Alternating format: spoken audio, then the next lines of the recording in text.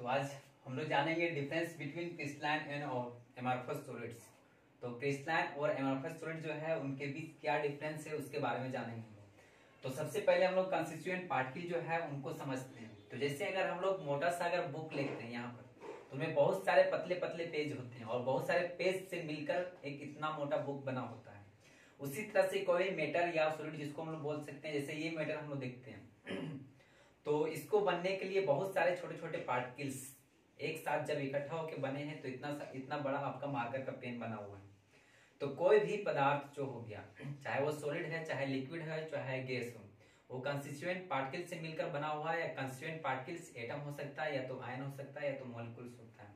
तो इन्हीं constituent particle से मिलकर आपका कोई पदार्थ बना होता है। तो हम लोग देखेंगे कि कोई पदार्थ या मेटर जो है उनका सबसे छोटा भाग जो है उनको कंस्टिट्यूएंट पार्टिकल या एटम, आयन, मॉलिक्यूल बोल सकते हैं।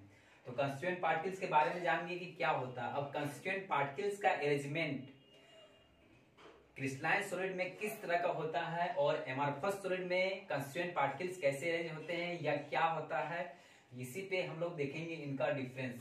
तो सबसे पहले यहाँ पर क्रिस्टलाइन सॉलिड में देखें तो इनका अरेंजमेंट जो है डिफिनिट और रेगुलर होता है, जबकि एमॉर्फस सॉलिड जो है उनका अरेंजमेंट डिफिनिट और रेगुलर नहीं होता, मतलब इरेगुलर अरेंजमेंट होते हैं।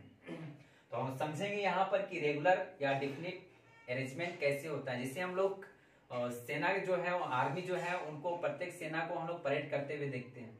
तो प्रत्येक रो और कॉलम में कैसे अरेंज होते हैं, और जब परेड करते हैं तो उसी अरेंजमेंट को रिपीट करते हुए बार बार आगे की ओर ले जाते हैं। तो इनका जो अरेंजमेंट है, यानी आर्मी जो है जब परेड कर रहे होते हैं तो इनका जो अरेंजमेंट होता है ठीक कंस्टिट्यूएंट पार्टिकल का जो अरेंजमेंट होता है क्रिस्टलाइन सॉलिड में उनके जैसा है। यानी कि परेड कर रहे हैं या फिर क्लास में जितने भी स्टूडेंट बैठे हुए हैं, जितने भी बच्चे बैठे हुए हैं रो और कॉलम में अरेंज होके, तो इनका क्लास में बैठे जो स्टूडेंट हैं इनका जो अरेंजमेंट है क्रिस्टलाइन सॉलिड के जो पार्टिकल्स हैं इनके अरेंजमेंट के जैसा है। लेकिन जो एमॉर्फस सॉलिड है इनका अरेंजमेंट इरेगुलर होता है। आप यहाँ देखेंगे कैसे इरेगुलर होता है। जैसे ही क्लास में छुट्टी हो जाता है, बच्चे बाहर निकल जाते हैं, तो देखेंगे कुछ बच्चे जो है वो आपके बस में चले जाते हैं, कुछ ऑटो में चले जाते हैं, कुछ होटल की ओर चले जाते हैं और कुछ पैदल जा रहे होते हैं। तो यहाँ पर अरेंजमेंट जो है चेंज हो गया, हर एक जगह अलग है, कुछ बस में है, कुछ ऑटो में है, कुछ पैदल में है, तो अरेंजमेंट हर एक जगह अलग अलग है।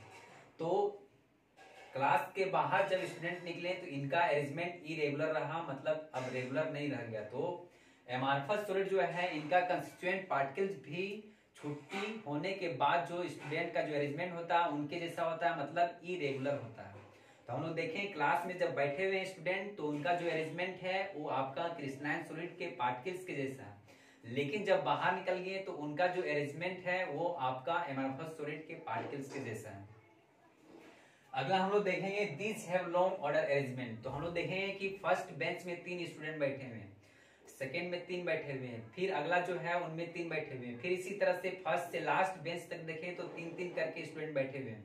मतलब फर्स्ट से लास्ट, शुरू से अंत तक उसी अरेंजमेंट को किए हैं, मेंटेन करके हुए रखते हैं। तो हम लोग बोलेंगे ये जो अरेंजमेंट है लॉन्ग ऑर्डर जा रहा है। जब छुट्टी हो जाता है और बाहर जब निकल जाते हैं बच्चे तो उनका अरेंजमेंट चेंज हो जाता है, कुछ इधर, कुछ उधर, कुछ इधर, कुछ 3 2 1 में है। तो ज्यादा लंबा अरेंजमेंट में नहीं रहता, आपका 2 होते हैं, कहीं 3 होता है, कहीं 1 होते हैं। तो वो जो अरेंजमेंट है वो आपका शॉर्ट हो जाता है, मतलब एमॉर्फस सॉलिड के पार्टिकल्स के जैसा उनका अरेंजमेंट यानी कि शॉर्ट अरेंजमेंट में है। लेकिन जब क्लास में बैठे हैं तो शुरू से लास्ट आपका अंतिम बहुत लंबा एक ही जैसा हो जाता है। तो हम लोग बोलेंगे ये जो क्लास में बैठे हुए इनका अरेंजमेंट जो है क्रिस्टलाइन सॉलिड्स के पार्टिकल्स के जैसा है, मतलब लॉन्ग ऑर्डर अरेंजमेंट है।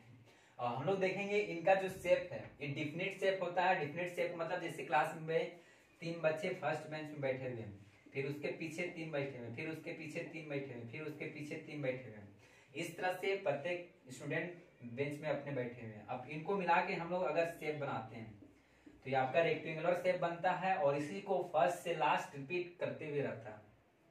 मतलब ये जो शेप है आपका डिफिनिट है, चेंज नहीं कर रहा, इसी चीज को बार बार रिपीट कर रहा है। तो हम लोग देखें क्रिस्टलाइन सॉलिड्स के पार्टिकल भी क्लास में बैठे हुए बच्चे की जैसा होता है, जो आपका डिफिनिट शेप में होता है, उसी चीज को रिपीट करता है। लेकिन क्रिस्टलाइन सॉलिड एमॉर्फस सॉलिड को देखेंगे तो क्लास से बाहर देखेंगे तो बच्चे कुछ इधर है, कुछ इधर है, इस तरह का है, कुछ बच्चे 2 में है, कुछ बच्चे 1 में है। तो इनका अरेंजमेंट हर एक जगह पे चेंज हो जाता है। मतलब क्लास छुट्टी के बाद जब स्टूडेंट निकलते हैं बाहर तो उनका जो अरेंजमेंट होता है एमार्फस सॉलिड के जो पार्टिकल्स हैं उनके जैसा, मतलब आपका इरेगुलर शेप में हो जाता है, जबकि क्लास में जब बैठे हुए हैं तो इस तरह का मतलब आपका रेगुलर शेप में है।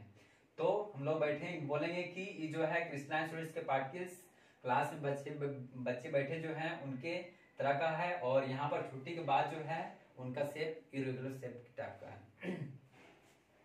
आगे देखते हैं तो इनको हम लोग दूसरे नाम ट्रू सॉलिड्स के नाम से भी जानते हैं क्रिस्टलाइन सॉलिड को, जबकि ये जो है हमारे पास सॉलिड्स इनको हम लोग सुपर कूल लिक्विड्स या फिर सूडो सॉलिड्स के नाम से जानते हैं।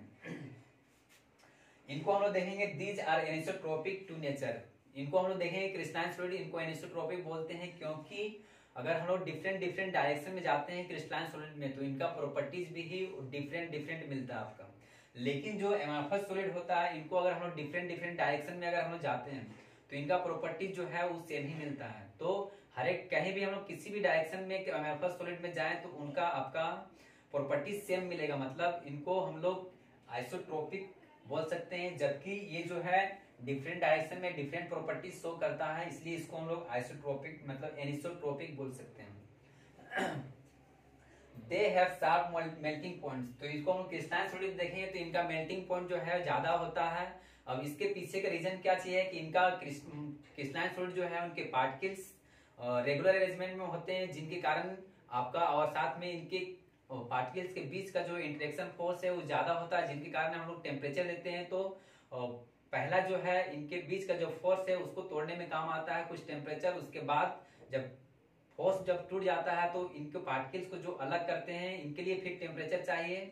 तो इस तरह से इनको मेल्टिंग करने में यानी पार्टिकल्स को अलग करने में क्रिस्टलाइन सॉलिड जो है उनके पार्टिकल्स को अलग करने में या इसको बोल सकते हैं इसको पिघलने में आपको ज्यादा टेम्परेचर देना पड़ेगा, जबकि ये जो एमार्फस सॉलिड है इनके पार्टिकल्स जो है पहले से इरेगुलर होता है, मतलब दूर दूर में होते हैं, जिनके कारण इनको कुछ ही टेम्परेचर देते हैं और जिसके कारण ये पार्टिकल्स जल्दी अलग हो जाते हैं और इनको कम ही तापमान देने पे पिघलना शुरू कर देते हैं, मतलब मेल्ट होना शुरू हो जाते हैं। हम लोग यहाँ पर देखें कि इनका जो मेल्टिंग पॉइंट टेम्परेचर ज्यादा था क्योंकि पार्टिकल्स के बीच जो है अट्रैक्शन फोर्स ज्यादा था, जिसके कारण आपको ज्यादा टेम्परेचर देना पड़ रहा था और इनको कम देना पड़ा। अब अगला देखते हैं तो क्रिस्टलाइन सॉलिड्स आर रिजिड, ये जो है क्रिस्टलाइन सॉलिड रिजिड होते हैं, जबकि एमार्फस सॉलिड जो है वो आपका रिजिड नहीं होते। इनके एग्जांपल में अगर हम लोग देखते हैं तो जैसे NaCl है, लिथियम क्लोराइड है, जिंक सल्फाइड है एक्सेट्रा, लेकिन इसका एग्जांपल जो है एमार्फस सॉलिड का ग्लास है, रबड़ है, पॉलीमर्स है एक्सेट्रा।